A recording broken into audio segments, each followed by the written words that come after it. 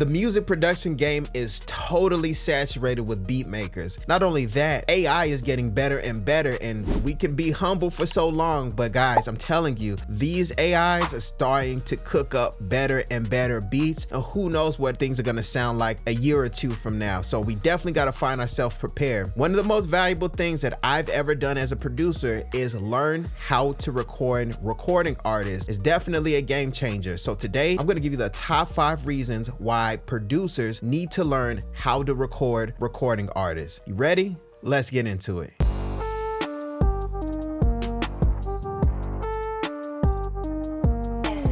Number 1, it increases your value as a producer. There's producers who are getting younger and younger each day, and man, they are cooking up total fire. But it's way more difficult for a recording artist to find someone who knows how to record and record well, as opposed to finding a producer or even beats. You can find beats online. They're just downloading, ripping them, and sending it to their engineer to record a song to. In the beginning, it might be a little nerve-wracking because you're starting a whole new path. You're learning something totally different. You're learning microphones, you're learning gain staging, you're learning interfaces, you're learning frequencies, but it's fun. You know, come into it with a curious mindset. What's this? How do I learn this? What does this do? And this is going to increase your value as a producer because, like I said, it's more rare. It's harder to find. It's like certain shoes out there that's released and it's in limited quantity. You know, the price is higher because it's in limited supply. So like shoes, fancy shoes, it's like that with music production and learning how to record artists. It's more valuable because it's more rare. So start the path to understand the different parts of recording, so that way you can eventually become someone who has beats and who also knows how to record. If they have a song idea, not only can you cook up a fire beat to it, but you can help them record. You can do certain effects on their ad libs. You can make their voice sound, you know, brighter or darker, or do all kinds of cool effects that someone who just cooks up beats, this is totally foreign to them. They don't understand how to do it. Maybe they can fidget their way through some type of template, but they really don't know how to do it for real. So if you know how to do it for real, that is going to increase your value, and that's going to make the artist perceive you as someone who they should respect more. They should put more money into. It's easier to beat out the competition whenever you just have a broader range of skills that's harder to replicate. So guys, please learn how to record because it is going to increase your value as a producer, because it's going to make you a double threat. Reason number 2, you learn how to create full songs. So whenever you're cooking up a beat, you're essentially making a skeleton to a full song, or essentially the background to a final song that's going to be created by the recording artist or the songwriter. So as opposed to doing that, making the beat and just emailing it to them or DMing it to them on Instagram, whenever you learn how to create full songs, you know how to create paths for the recording artist to add their voice to. You can have a beat that's so stripped down and so bare bones that another producer may listen and say, hey, where's the rest of the beat? Like, this is cool, but it sounds like it needs more. No, you know it doesn't need more. You know what it needs is the recording artist vocal on it, and then later, if need be, you can add additional elements to it. And that's something that, at least me personally, I didn't really truly comprehend until I started working with recording artists, that they do not need much to actually create the song that they want to create. All those crazy effects and adding all kinds of extra sounds and doing all this extra cool stuff, man, that's just something to impress ourselves and to impress other producers. That doesn't necessarily inspire the creation of a fire song. Sometimes it does, but a lot of times it doesn't. It just gets in the way, and it's just, you can throw off the energy of the recording artist by doing so much to the beat. Not only that, you learn how to coach the recording artist through the song. You know, do that verse over again. We need that ad lib done one more time. Do your harmonies again. Do the ins and outs again. This time when you do your ad libs, instead of going da da, do da da, something like that. Those little things make you super valuable as a producer, because you're not just cooking up the beat or the background to what they're doing. You're actually being a old school producer. You know, some of those producers really maybe didn't even touch an instrument. Some of them did, but some of them didn't. You know, you're being a person who's helping get the original idea all the way way down to the final song. And it's a beautiful thing, man. It teaches you so much about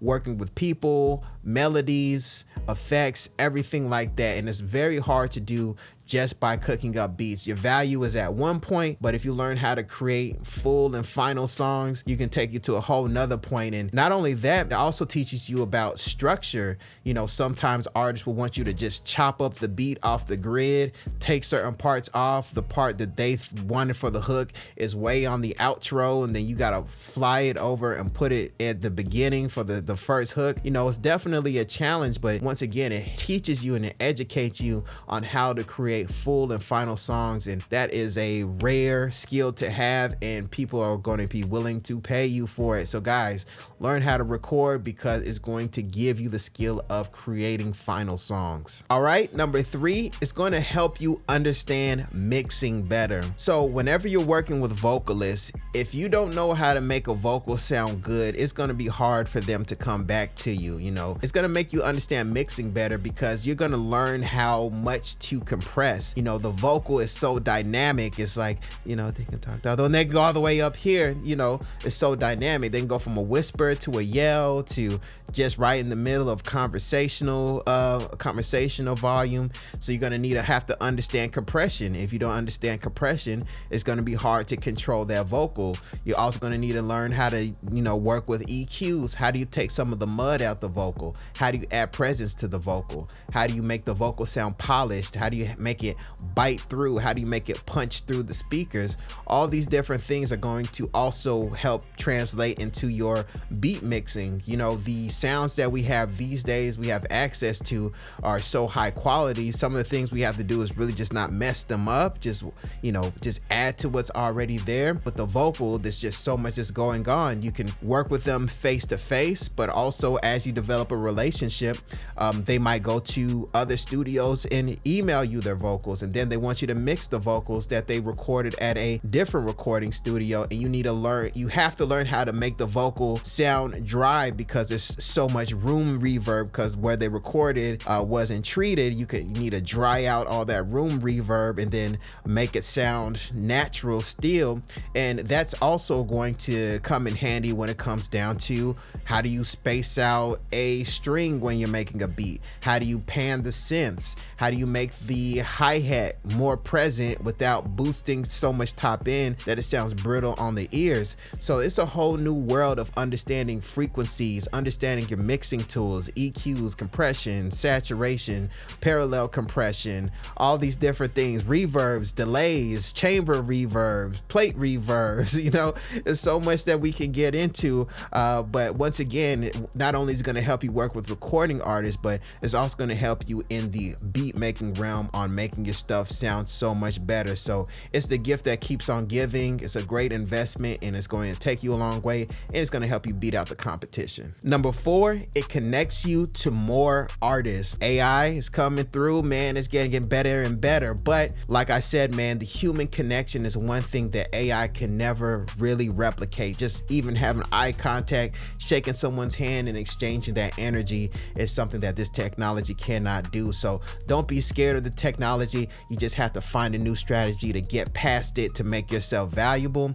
And one thing is by connecting you with other artists. So what do I mean by that? That means that whenever you're working with, let's just say you find 1 or 2 recording artists that you really lock in with, what you're going to notice is that over time, they're going to bring other recording artists to you during your sessions, or they're just going to just totally recommend an artist to you out the blue. You're gonna receive a phone call, you're gonna receive a text, you're gonna receive a DM by some random person, and they're gonna say, hey, so-and-so recommended me to you, you know, when can I book with you? Just totally out the blue. It's crazy how it happens. So yeah, at that point, you can connect with another recording artist. And of course, if they're cool, you know that that's gonna be more than likely another cool person, because like people tend to hang out with like people. So, you know, you two can link up as well. It's like, once again, the gift that keeps on giving. You learned how to record, recording artists find you more valuable, and they want to share that value with other people that they vibe with, they find value with, that they think you're talented, and they'll go ahead and make that connection on your behalf. 9 times out of 10, especially if you're in a decent sized city, maybe even a mid-sized city, this is something that you won't even have to ask for. It's just naturally going to come to you. And once again, that's going to build your network of recording artists. Not only that, if you have fire beats, bam, you just go ahead and pull it up, let them know your rate, and before you know it, they're right there. They're in the moment. They're in the middle of the recording session. Why not buy this beat, or why not lease this beat? I'm already here. You know, maybe you can give them some type of deal on 2 beats or 3 beats. These are things that are just much easier to do when you have someone right there, right here next to you, as opposed to emailing or DMing. It's modern technology as opposed to the old school real human connection. And these are things that are going to come to you whenever you learn how to record artists, as opposed to just being, hey, I know this guy who makes beats. They're just gonna DM you and ask you for beats, and that's essentially it. But hey, I know this guy who knows how to record, or this woman who knows how to record. Here's their information. Bam, pull up, you start recording, do all kinds of crazy stuff to their vocals, or you just have high quality recordings. They're driving home and they're hearing it, and they're hearing the ad-libs going crazy, bouncing off the speakers. Man, it's really a cool thing to impress recording artists with your skill set as a producer who can record, man. So don't undermine it. Don't think, you know, so many people got microphones and stuff like that. You can have a microphone, you can have a well-treated room and good equipment, and people still not want to record with you. Sometimes it's even just your energy that connects people to you, and that's one of the things that's going to bounce off your main artist and attract other artists to you. So building that connection is going to come originally from that skill set, that valuable skill set of knowing how to record. All right, and number 5, it brings you closer to other engineers. So even if you don't consider yourself a recording engineer or a mixing engineer, let's just say you're at the point where you say, you know, I'm just a producer who likes recording. Just the fact that you know even a little bit about recording is going to make you connect with engineers better. So let's say you have an artist or two that you vibe out with, that you rock with.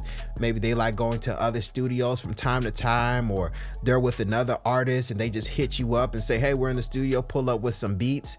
You can pull up with some beats, and then from there you can just start building a connection with the engineer because you know their lingo. You know, whenever there's downtime and, you know, the artist isn't working, you just start a conversation with the engineer. You know, oh, hey, I like that that Pro Q3 you're using. You know, you like Pro Q3? Yeah, I like dynamic EQs because, you know, they tend to be, you know, a bit smoother than this, just totally removing the frequencies. You know, what do you think about console EQs versus visual EQs where you can see all the frequencies? You know, what do you think about those? Do you think it's hype, or what do you think? You know, you can create these type of questions, ask these type of button pushing questions, and then you can start to see the engineer light up. And, you know, one thing I've noticed about a lot of engineers is they really don't have too many outlets to truly express themselves. You know, it's not that big of a group of people who really know how to engineer, you know, as opposed to making beats. You can maybe bump into someone who knows how to make beats, you know, at the mall, or, you know, somewhere at a grocery store possibly, or somebody who knows how to make beats. And once again, I know sometimes on social media it can look one way, but in real life it is much more rare to find someone who knows how to record and who knows how to mix and engineer and things like that. So just being able to get them to open up about this small niche, this small window, is really going to draw you closer together. And then you can even ask questions. How did you originally get into engineering? How did you start mixing? Why did you start mixing? Oh, did you used to be a DJ? You know, what was that like? Then from there, you can exchange information, and they're going to feel much more connected to you, as opposed to a producer who just sits in the corner, plays some fire beats, cooks up, kind of asks the engineer random questions like, you know, or who's coming to the studio? Y'all got these kind of artists that come to the studio? That's kind of giving like gimme energy, as opposed to a value exchange. You know, some producers are good. They do have fire beats, and you know, they are possibly able to form, you know, a network or a connection with an engineer in the studio. But for that real connection, that true connection, you want to be able to have that person express themselves, and you're gonna be able to speak the lingo, the secret society lingo of engineering, and that's really gonna create a real bond. And if you follow up with them, you're consistent, you have fire music, that's just gonna be a total slam dunk. So many opportunities that I've had personally have came through working with engineers, and you can do the same thing, and it's gonna be much easier if you understand the process, because you now know how to record. I hope you enjoyed this video. If you did, make sure you hit like and subscribe. My name is Desmond A, and I'll be back with more great videos. Peace. Desmond A.